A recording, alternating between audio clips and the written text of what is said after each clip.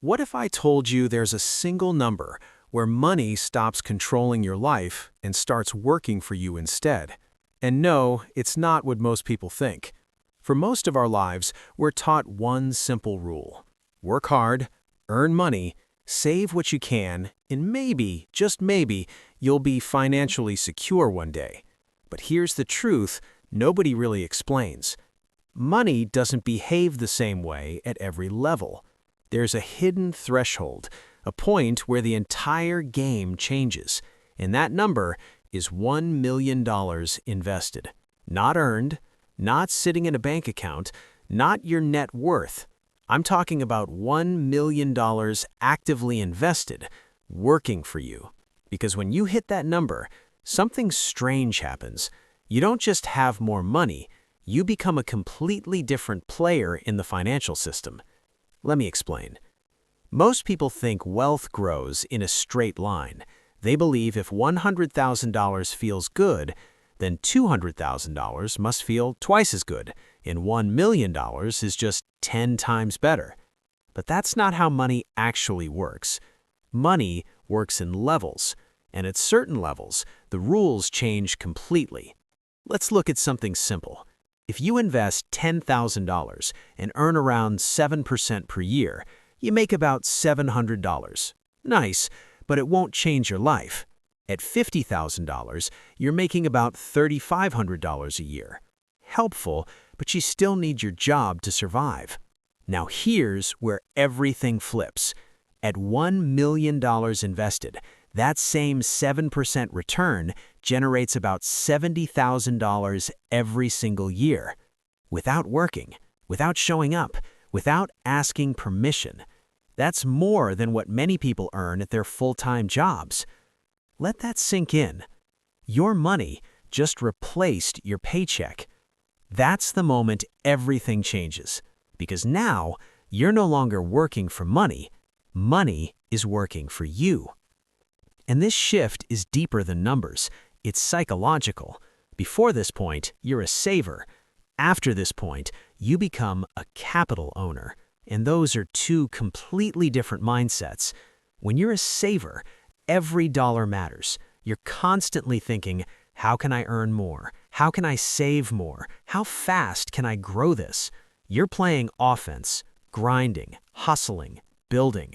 But when you become a capital owner, the game flips. Now you're thinking, how do I protect this? How do I optimize this? How do I make this last forever? You stop chasing money and start managing it. And here's where things get even more interesting. Your relationship with risk completely changes. If you have $20,000 invested and the market drops 10%, you lose $2,000. It hurts, but it's manageable. But with $1 million invested, that same 10% drop means losing $100,000. That's not just a number anymore. That's years of living expenses.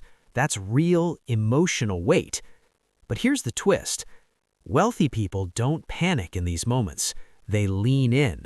Because when you have real capital, a market crash isn't just a loss, it's a discount. Everything becomes cheaper. Stocks, real estate, businesses. And if you have cash ready, you can buy more while everyone else is afraid. That's one of the biggest differences between the wealthy and everyone else. The average person fears downturns. The wealthy prepare for them. Now let's talk about something even more powerful. Your relationship with work. Most people work because they have to. Bills don't wait. Rent doesn't pause. Life keeps moving. But when your investments can cover your basic lifestyle, work becomes optional. Not in the sense that you stop working, but in the sense that you choose how you work. You can walk away from toxic jobs. You can negotiate better salaries. You can say no without fear. You can take risks like starting a business or changing careers because you're no longer desperate. And something fascinating happens here. When people aren't desperate, they make better decisions. They choose better opportunities. They think long-term. And ironically, they often end up making even more money. Now let's talk about something most people never consider. Time. When you're building your first $100,000, every hour matters. You feel guilty resting. You measure everything in lost income. But once your money starts generating serious returns, time becomes more valuable than money. You start asking different questions. Is this worth my time? Does this make me happy? Does this align with my life? People start working less, but living more. They travel, they spend time with family, they pursue things that don't pay, but fulfill them. And from the outside, it looks crazy. Why would someone with money stop chasing more? Because they've already won the game they were playing. Now here's something most people don't realize. Once you hit this level, new doors start opening. Doors most people don't even know exist. Investment opportunities change. You get access to private deals, real estate syndications, business acquisitions, higher return investments that require serious capital. When you only have $20,000, those opportunities are out of reach, but with $1 million, you can allocate a portion and still stay diversified. Banks treat you differently too. You become a preferred client. You get better loan terms, access to credit, leverage. And leverage is where things get really powerful. Instead of just using your money, you use your money to access more money.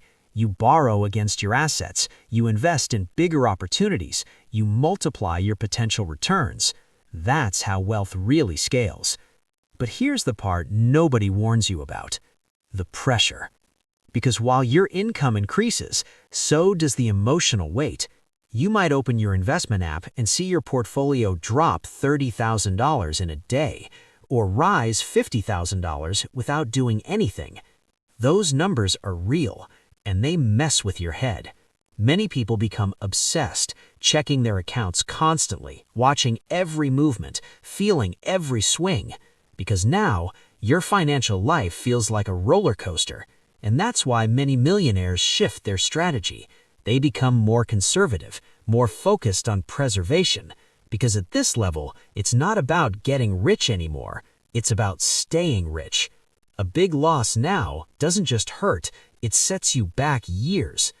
But despite all this, most people at this level feel something they've never felt before: security. Not because life becomes perfect, but because they have a foundation, a cushion, a safety net. They know that even if things go wrong, they'll be okay. And this creates something incredibly powerful: options. Life stops being about survival and becomes about choice. Where do you want to live? What do you want to do? Who do you want to become? Those questions become real, not just dreams. And then something magical happens. Your money starts growing faster than you can spend it. At 8% growth, $1 million becomes $1.08 million in a year. That's $80,000 without lifting a finger. That's more than what most people save in years. This is called compound acceleration, and it's why the second million is almost always faster than the first. Because now, your money's doing most of the work. But here's the final shift, the deepest one. You stop thinking only about yourself. When you're building your first $100,000, it's about survival. But when you have real wealth, you start thinking about legacy. What happens to this money after you're gone? How can it impact others? How can it grow beyond you? Your money becomes more than just money. It becomes something that can outlive you. And that changes everything. So, here's the truth. The $1 million mark isn't just a number, it's a transformation. It's the moment you stop trading time for money and start owning something that works for you day and night. It's where fear starts turning into opportunity, where work becomes a choice, and where life opens up in ways most people never experience. And the best part? This isn't reserved for a select few. It's a path, a process, a game you can learn. So, if this changed how you think about money, don't keep it to yourself. Hit that like button because someone else needs to hear this. Drop a comment and tell me, what's your first milestone on this journey? And if you're ready to think differently about wealth, make sure you subscribe because this is just the beginning of what's possible.